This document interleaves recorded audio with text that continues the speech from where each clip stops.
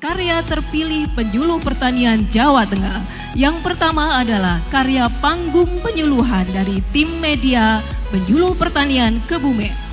Maka saya memberikan solusi dari keprihatinan itu, kemudian saya memformulasi bagaimana untuk memperbaiki lahan yang sudah terkontaminasi pestisida ini untuk kembali subur.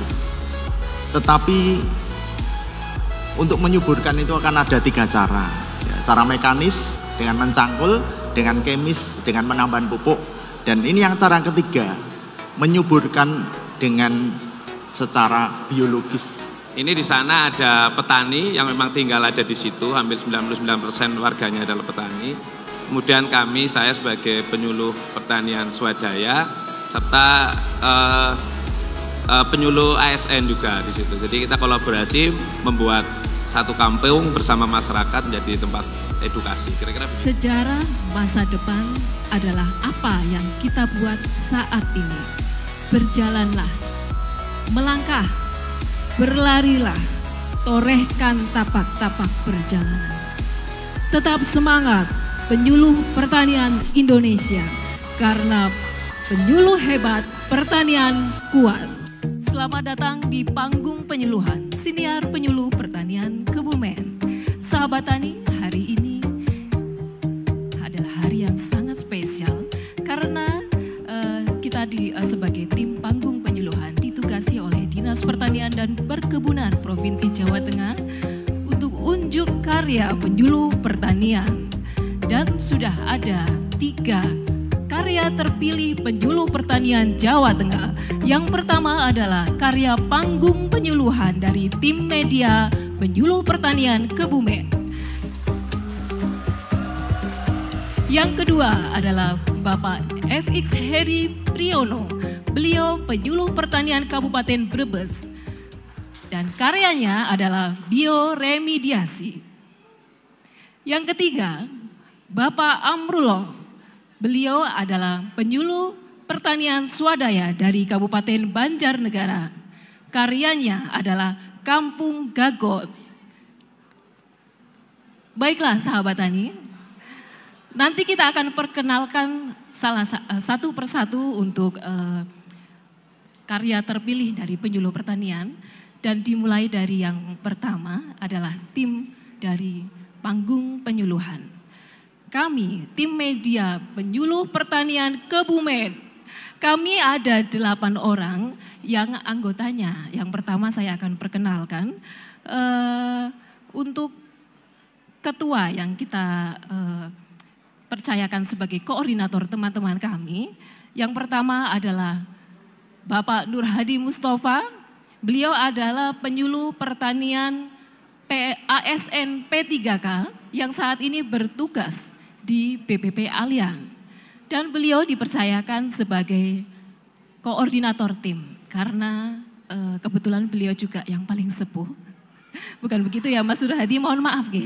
Jadi kalau kata beliau agar irama orkestranya berjalan dengan baik. Oke. Kemudian yang selanjutnya adalah anggota kami yang bernama Bapak Sugeng Haryadi. Beliau adalah koordinator penyuluh pertanian di BPP Aya dan statusnya sekarang sebagai penyuluh pertanian ASN PNS. Kemudian yang ketiga, jadi kita berdelapan itu tidak hanya penyuluh pertanian dari PNS dan P3K, tetapi ada juga penyuluh pertanian dari THL APBD. Mungkin sahabat tani mungkin di Kabupaten Bapak Ibu dan teman-teman penyuluh pertanian itu tidak ada THL APBD, tapi di Kabupaten Kebumen kita ada, dan kebetulan itu dari anggota kami yang 8 itu 5 orang dari kami adalah penyuluh THL APBD. Dan kemudian yang selanjutnya saya perkenalkan satu persatu. Yang pertama ada Mas Iwan Rianto. Mas Iwan Rianto, beliau ditugaskan menjadi penyuluh pertanian di BPP Petanahan. Dan tugasnya di tim panggung penyuluhan ini adalah sebagai kameramen. Yang kedua juga ada Mas Pringgo juga penyuluh pertanian THL APBD. Beliau juga bertugas sebagai PPL di Kecamatan Poncowarno. Dan Mas Pringgo juga di sini sebagai kameramen juga. Kemudian yang ketiga ada Mas Yuda Rian Aditya. Mas Yuda juga THL APBD juga. Beliau bertugas di BPP Kecamatan Adi Mulyo. Dan ini karena Mas Yuda katanya senang dengan kabel. Jadi di sini tugasnya sebagai soundman. Dan kemudian yang keempat ada Mas Imron Rosyadi. Mas Imron karena senangnya dia menyendiri dan edit-edit. Jadi di sini petugasnya sebagai editor video. Dan ada juga lagi namanya Mbak Umi Barokah.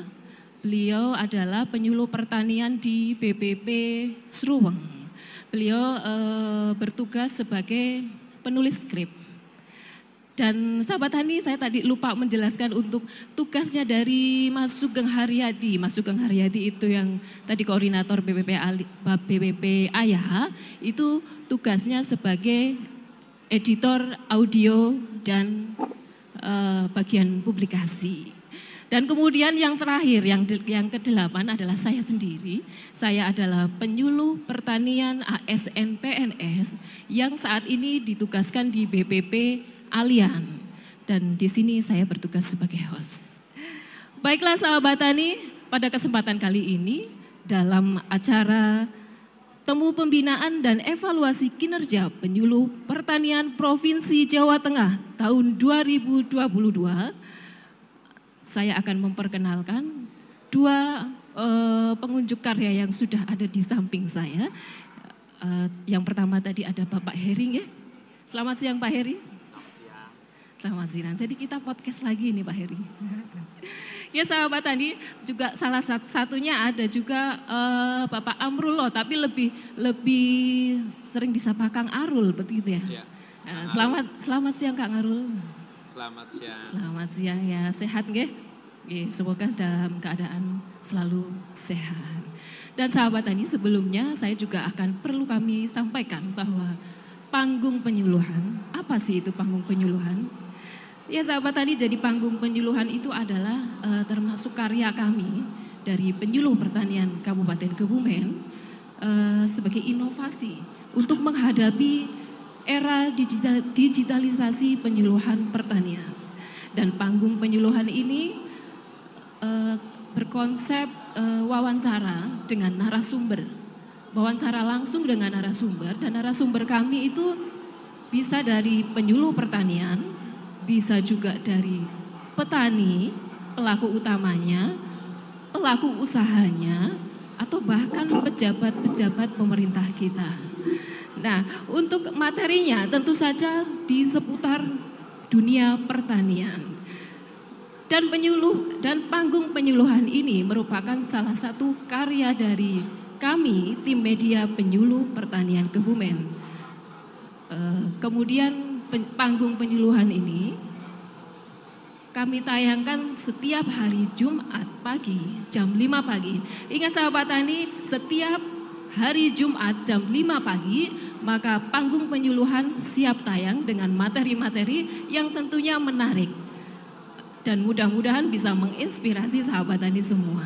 Ya perlu kami sampaikan bahwa dari tadi saya menyebut sahabat Tani karena memang kita menyapa penonton atau pemirsa atau bahkan pendengar dari panggung penyuluhan itu dengan sahabat Tani. Namun jangan khawatir, untuk sahabat Tani yang tidak sempat atau tidak bisa menonton secara dengan di YouTube, itu panggung penyuluhan bisa diakses melalui platform bisa lewat Anchor, bisa Anchor, bisa lewat Spotify, bisa atau bahkan Noise juga bisa dan lain sebagainya. Dan kemudian kita juga punya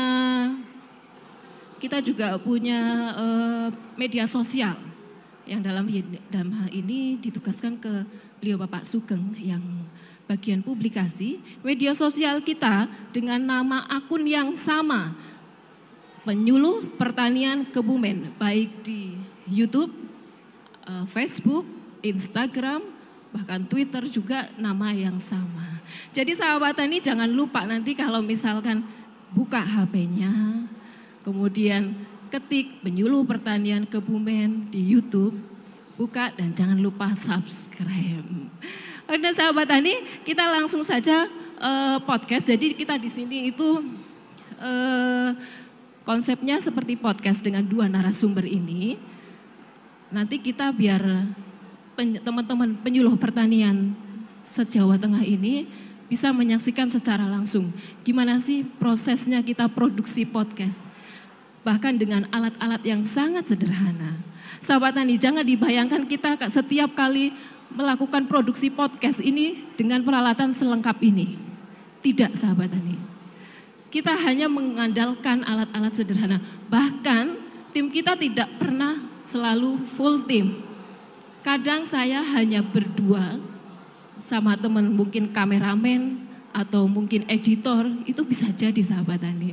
Jangan dijadikan hambatan atau halangan untuk properti yang tidak lengkap. Untuk niatan kita yang bagus untuk memberikan ilmu kepada sahabat tani kita semua. Nah, ini kenapa kita melakukan penayangan di YouTube pada hari Jumat dan jam 5 pagi.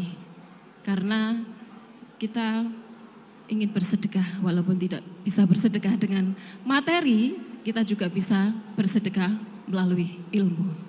Begitu sahabat tani, dan untuk panggung penyuluhan saya rasa cukup kita untuk memperkenalkannya dan kemudian kita lanjutkan untuk karya terpilih yang kedua. Di sini ada Bapak Heri dari Penyuluh Pertanian Ahli Madya, Penyuluh Pertanian Ahli Madya Kabupaten Brebes.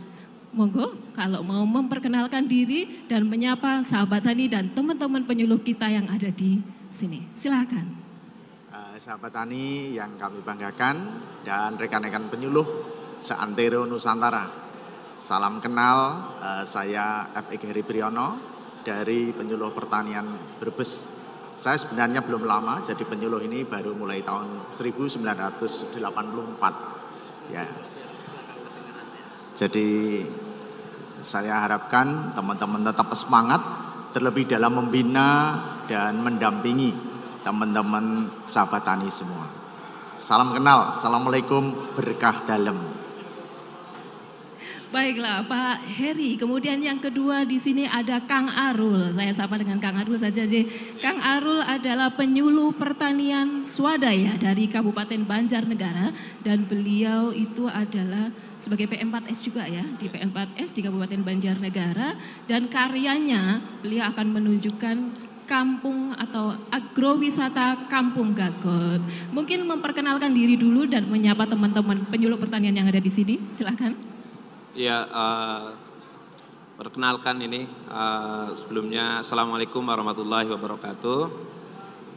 Saya penyuluh pertanian swadaya, tepatnya di BPP Kecamatan Purwonegoro, Kabupaten Banjarnegara. Saya selain tadi menjadi pengelola PM4S juga menjadi eduwisata agro atau pertanian ya, berbasis pertanian terpadu. Begitu, salam kenal untuk sahabat tani di seluruh Indonesia. Ya. Baiklah, perkenalkan tadi sudah ada Pak Heri, sudah Pak Kang Arul juga sudah. Sekarang saya mau menanyakan tentang karyanya mereka sahabat tani. Jadi sahabat tani dimulai dari Pak Heri dulu ya, dari Pak Heri dulu. Pak Heri di sini membawa karya apa ini? Saya juga sudah melihat ada di depan ini, sepertinya yang ada di botol. Gitu nggih. Nanti bisa dijelaskan secara singkat saja Pak Heri, silahkan dijelaskan untuk karyanya. Iya, terima kasih Mbak. Saya dari Brebes ini mempunyai keprihatinan yang mendalam, terlebih akan terkontaminasinya lahan pertanian, khususnya di bekas lahan bawang merah. Ini di mana penggunaan pestisida atau racun ini sangat luar biasa. Dan teman-teman saya petani di Brebes ini kalau suruh kami menyarankan untuk menggunakan kompos ini ada rasa enggan. Karena mungkin bulky, berat, kotor, dan juga tidak praktis. Maka saya memberikan solusi. Dari keprihatinan itu kemudian saya memformulasi bagaimana untuk memperbaiki lahan yang sudah terkontaminasi pestisida ini untuk kembali subur. Tetapi untuk menyuburkan itu akan ada 3 cara. Ya, cara mekanis dengan mencangkul, dengan kemis, dengan menambah pupuk. Dan ini yang cara ketiga, menyuburkan dengan secara biologis. Nah, ini dengan bioremediasi dan penggunaan jasad renik atau mikrobiologi tanah. Demikian, Mbak. Ya, jadi bioremediasi, cara untuk menyuburkan tanah kembali. Ya. Kalau boleh tahu ini dari tahun kapan Pak Heri mulai terjun ke bioremediasi? Ini saya berawal di tahun 2013. Ya. 2013 dan sampai sekarang masih sudah eksis, mulai ya. Sudah kami coba baik di Brebes maupun di luar Brebes, bahkan sampai ke luar pulau sudah kami coba dan hasilnya luar biasa. Ya. Hasilnya luar biasa sahabat tani. Dan ini apakah begitu tiba-tiba muncul di dalam idenya Pak Heri atau berawal dari mungkin ada kasus apa gitu Pak Heri? Mungkin di Brebes kan kita kenal di Brebes itu penghasil bawang merah nggih. Iya. Nah, kalau kita juga tidak bisa pungkiri bahwa untuk budidaya tanaman bawang merah untuk pupuk kimia dan pestisida mungkin juga banyak ya. Itu bisa dijelaskan nggak? Itu kenapa bisa kalau saya pernah dengar itu di Brebes tanahnya itu sudah sangat jenuh gitu. Karena itu bisa dijelaskan sedikit nggak Pak Heri? Boleh. Jadi tadinya di tahun 2008 sampai 2012 ini kan ada pelatihan-pelatihan yang didanai oleh Bank Dunia melalui program Viati, ya, pendampingan kepada petani. Nah, dari situ kan beberapa kali kita mengadakan pelatihan-pelatihan itu, kemudian pendampingan, tetapi sampai dalam perjalanannya mereka hanya mempunyai satu kata, enggan. Jadi petani kita ini masih pengennya yang instan. Ya, maka dari keprihatinan itu sudah dilatih, sudah difasilitasi, sudah. Tetapi mereka suruh bikin, mengeterapkan, mereka tidak mau. Satu kata enggan. Memang merubah mindset itu luar biasa Mbak. Iya. Maka kami memberikan solusi. Ya wis, saya tak memformulasikan, silakan pakai kalau mau butuh. Daripada saya memaksakan dosa. Oh begitu, daripada memaksakan dosa kata Pak Heri. Jadi berawal mungkin dari keprihatinan ya, dari Pak Heri, keprihatinan Pak Heri terkait untuk tanah pertanian di Kabupaten Brebes pada khususnya. Oke. Nanti saya akan tanya-tanya lagi tentang produknya, tentang karyanya dari Pak Heri. Tapi sebelumnya saya mau ke Kang Arul dulu. Ya Kang Arul ini kan menjadi pendirinya berarti ya, pendirinya sekaligus pemiliknya dan pengelolanya dari Kampung Gagot itu sendiri. Nah sahabat tani, adakah yang sudah tahu Kampung Gagot? Apakah itu Kampung Gagot? Saya sendiri juga belum paham. Biar nanti dijelaskan oleh beliau Kang Arul. Secara singkat saja silahkan. Oke baik, Kampung Gagot itu adalah kampung biasa, kampung asli. Ada Pak RT-nya, ada warganya gitu. Yang 5 tahun yang lalu kami kolaborasikan ya menjadi wisata edukasi pertanian ya, dalam maksud untuk menghadirkan edukasi pertanian itu yang image-nya tidak menyenangkan menjadi menyenangkan. Maka kami luncurkan eduwisata, antara pendidikan dan wisata itu dalam satu tempat. Nah ini di sana ada petani yang memang tinggal ada di situ, hampir 99% warganya adalah petani. Kemudian saya sebagai penyuluh pertanian swadaya serta penyuluh ASN juga di situ. Jadi kita kolaborasi membuat satu kampung bersama masyarakat menjadi tempat edukasi. Kira-kira begitu. dan tentunya didukung oleh masyarakat setempat ya, Iya. Mas Arul, Kang Arul. Dan ini sebenarnya saya penasaran, boleh sedikit nggak cerita tentang nama Gagot? Kalau di pikiran saya dari tadi Gagot kok kayak Magot gitu. Ternyata tapi bukan ya, Kang Bukan, Arul ya. ya. Bisa dijelaskan Atau singkatan juga sedikit? bukan. Singkatan juga bukan ternyata. Jadi apa itu Gagot? Silahkan Iya. dijelaskan sedikit. Gagot itu sendiri itu orang kadang memplesetkan ya, kirain gagah total gitu. Gagot itu gagah Bukan. total. Tapi bukan ya, nama Ternyata Gagot itu bukan. nama tokoh sebenarnya, nama tokoh yang dijadikan nama kampung ya. Kalau zaman dulu ada Ki Gagot. Nah, kebetulan di situ ada petilasannya Ki Gagot itu yang kami ambil, atau sebenarnya sudah ada kampung itu. Kami populerkan menjadi nama tempat edukasi, sekaligus hari ini menjadi P4S Kampung Gagot, kira-kira gitu. Ya jadi sahabat tani ternyata itu nama kampungnya dari dulu Iya, memang nama kampung beneran, Gagot. iya. Oh gitu, di kecamatan mana? Purwonegoro. Tanaman kita ini kalau tanahnya sudah tidak subur, maka akar itu mau menembus ke dalam ini susah. Nah, maka perlu kita hidupkan lagi tanah itu, kita suburkan dengan mikroorganisme ini, dengan ragi tanah ya kita itu. Nah, tadi di meja sebelah ini ada 2 tabung percobaan. Tanah yang kita kasih POC kita ini, maka tanahnya akan mengembang, ya, mengembang sampai 1,5% itu mengembang. Sehingga dengan mengembangnya ini, maka pori-pori makro dan mikro ini terbentuk sangat banyak. Maka akar mudah menembus sampai ke bawah. Dan rizosfer atau sistem perakaran yang ada di tanaman ini menjadi mudah menyerap unsur hara. Begitu Mbak? Begitu ya. Jadi memang untuk menyuburkan kembali tanah Iya. kita yang sudah tidak subur berarti ya, dan untuk pembenah tanah gitu ya. Dan itu isinya berarti bakteri ya, mikroorganisme bakteri, ya. juga ada sedikit unsur-unsur nitrogen, fosfat dan kalium dari tanaman, dari hewan, kemudian dari bahan-bahan organik. Ya. Kemudian cara penggunaannya dan dosisnya gimana ini? Oh ya. Ini biasanya yang 1 botol ini isi 500 cc. Ya. Ini untuk luasan 700 sampai 800 meter. Ya. Jadi kalau yang 1 liter itu kalau di Brebes biasa digunakan untuk luasan 0,175 hektar. Ya, atau 1/4 bahu. Ya. Oke deh, Ya. nanti kalau sahabat tani yang ingin Ya. mencoba Gita. Ya. Jadi Gita itu bukan nama cewek ya. Ya.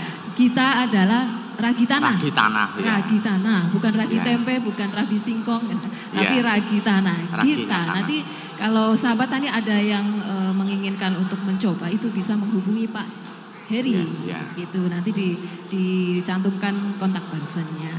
Kemudian Kang Arul, Kampung Gagot itu sendiri tadi kan konsepnya agrowisata, edukasi. Nah, itu sasarannya, pengunjungnya itu siapa?